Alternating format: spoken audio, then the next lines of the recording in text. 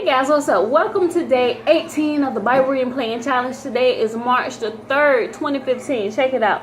We learned about the birth of Samson today. Oh, guys, don't let me forget. I have something to share with you. I'm going to share this dream that I had with you last night and then what happened today when I went to the store.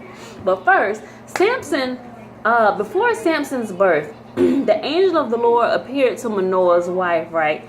And he told her that, well, first what had happened was Israel, the Philistines were attacking Israel and everything. So God decided to birth Samson into the world so that he can defeat the Philistines. So the angel of the Lord appeared to Manoah's wife and he said, hey, listen, you're going to be getting pregnant here shortly. So you don't need to be drinking any kind of alcoholic beverages or wine or grapes or raisins or anything like that. Anything that comes from the vine, right?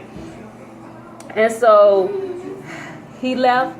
She went home and told her husband, which was Manoah, and he asked her, he said, well, what was his name? And she was like, well, I didn't get his name or whatever. So Manoah prayed. Joshua, chill.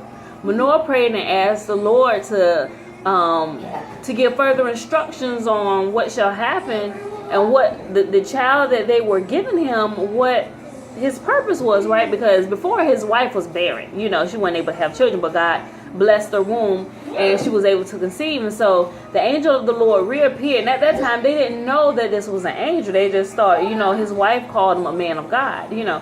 So he got back and the angel came to his wife, and Manoah wasn't with her at this time. So she ran off, got her husband, and said, the man of God is here.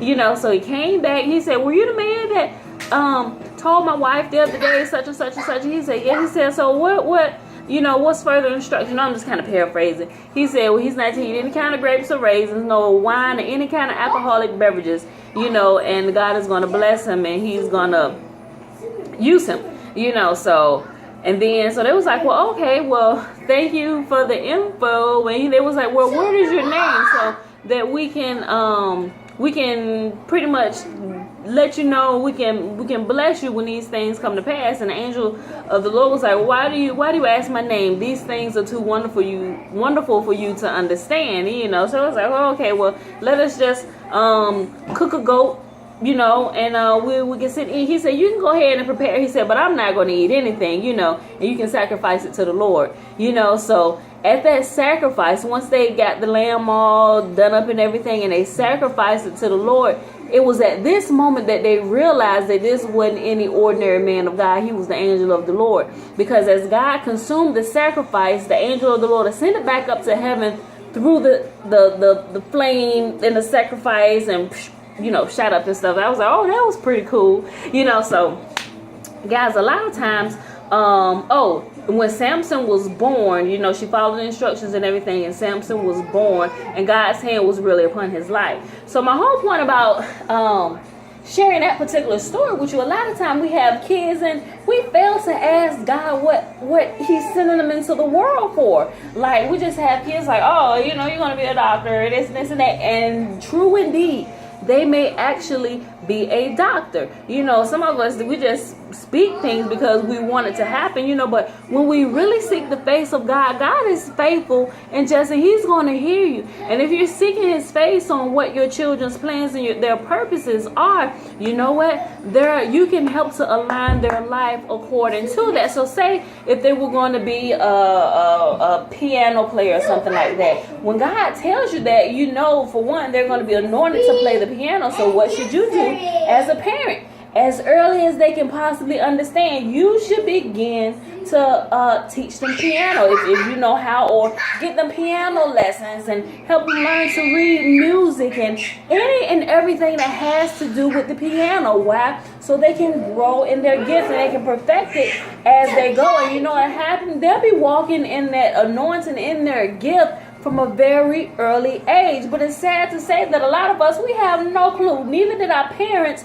So they're all out there, you know, just all over the place, kind of just hitting and missing on what I'm supposed to do with my life and trying to find myself and this and that, because their parents didn't seek the face of God. Maybe they didn't know God, you know. So the ignorance just kind of goes from generation to generation. And hopefully this is not you, but once you begin that search on your life's purpose, and if you're going about it the right way, you're seeking God's face, it'll happen. And here, short term, you can actually get on the right path in life, and then you know what's going to happen. It seems like your life is going to accelerate because you're where you're supposed to be now. Now, you would be a lot further now. Hey, Josh, stop jumping on that. You would be a lot further right now if you had known that early on. You wouldn't have wasted so much time and resources. You would have been able to flow in that and walk in that. So that's what our goal is in our plan. We seek the face of God daily for the purposes and plans for our children. We have a whole gaggle of them, 6 boys.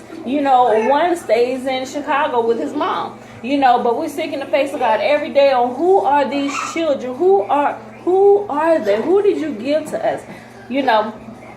So I'm gonna get you. So remember that, guys. If you have children, even with your own life, seek the face of God on what your purpose is. Because He's the manufacturer of these bodies. So He knows what He designed you for. You can't really go to somebody else. Hey, can you tell me what my Creator designed me for? No, not really. You have to go directly to Him to get that information from Him. So, guys, seek the face of God on a daily basis to find out what your purpose is and what your plan is. But real quick, this dream I had a dream that, I live in Virginia, right? I had a dream that me and my family were out, and all of a sudden I had this urgency that we needed to get out of Virginia like ASAP, meaning like don't run and try and get no stuff. You don't have time. And all of a sudden a volcano started to erupt, right? And then of course we take off running and screaming, and I'm looking around, I'm thinking like a volcano in Virginia, and I woke up, right? I went to Food Lion today, took my sons and everything, so I'm there picking up a few things, not really making the groceries, but picking up enough things for the next couple of days. And then there was this older lady in there, a Puerto Rican lady. She was so funny. She's the sweetest little thing. She was 83 years old. We ended up talking in the store for like about 30 minutes. And to make a long story short, she stayed, about 5 minutes away from the store.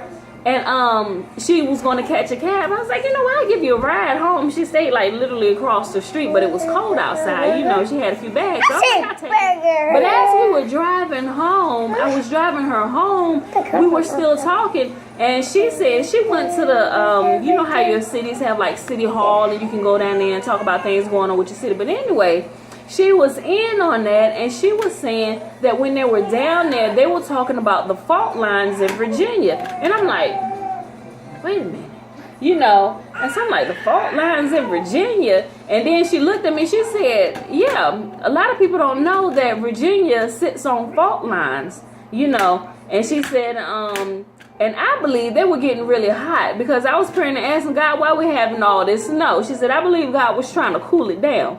I'm like, wow.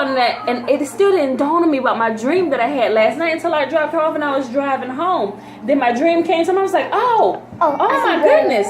Wow. So I'm like, Lord, if that's true, because majority of my dreams come true. I know that's a gift that God has given me, and it's been working in my life ever since I was a little girl. He gives me dreams and visions about things, and they happen.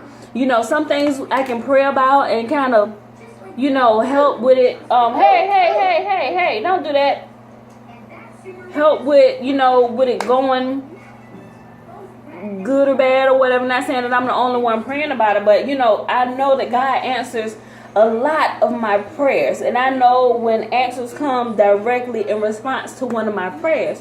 So I just wanted to share that with you guys. It may not really mean too much to you, especially if you don't really dream a lot or whatever, you understand anything about fault lines, everything about that, But I just wanted to share that with you because I thought that was pretty cool. I had that dream last night, and here today, a lady I didn't even know, she began to talk about fault lines in Virginia. So of course now Virginia is definitely going to be added to my prayer list, and the all-nighter prayer when we do our all-nighter prayer to kind of ward off any kind of eruptions of any kind of volcano, because it's a lot of people that live here, as well as anywhere else, but this is my territory, not on my watch. If we can do anything, believers, to help to bring God's plans and purposes here on earth as it is in heaven, then that is my duty. You know, so all right, guys, thanks for watching. If you haven't done your reading, get it done today. Make sure you leave me a comment down below. Even feel free to share it on your page. So thanks for watching. I'll see you guys tomorrow. Deuces. Deuces. Press stop.